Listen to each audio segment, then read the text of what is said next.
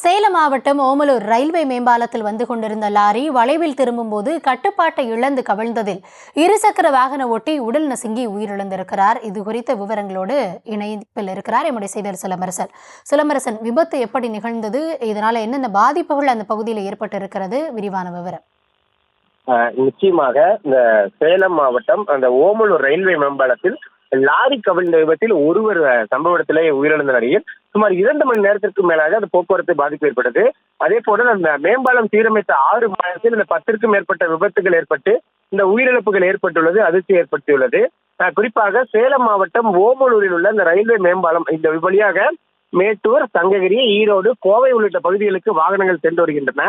இதற்காக கடந்த 20 ஆண்டுகளுக்கு முன்பு இந்த ரயில்வே உயர்மட்ட மேம்பாலமானது போடப்பட்டு கடந்த 6 மாதத்திற்கு முன்பு இதை புனரமைக்கப்பட்டு அந்த காங்கிரஸ் தளத்தை முழுவதுமாக சரி செய்து போடப்பட்டிருந்தது.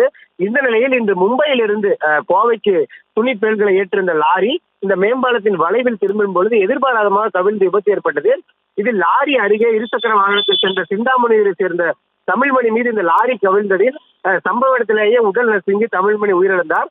தற்போது இது தொடர்பாக ஓமலூர் காவல்துறையினர் வழக்கு பதிவு செய்து விசாரணை மேற்கொண்டு வருகின்றனர். இந்த நிலையில் அந்த மேம்பாலத்திலேயே இந்த லாரி கவிழ்ந்ததால் சுமார் 2 மணி நேரத்திற்கு மேலாக இங்கே போக்குவரத்து கடுமையாக பாதிக்கப்பட்டுள்ளது. இதனை சரி செய்யும் பணியில் தற்போது காவல்துறையினர் ஈடுபட்டு வருகின்றனர்.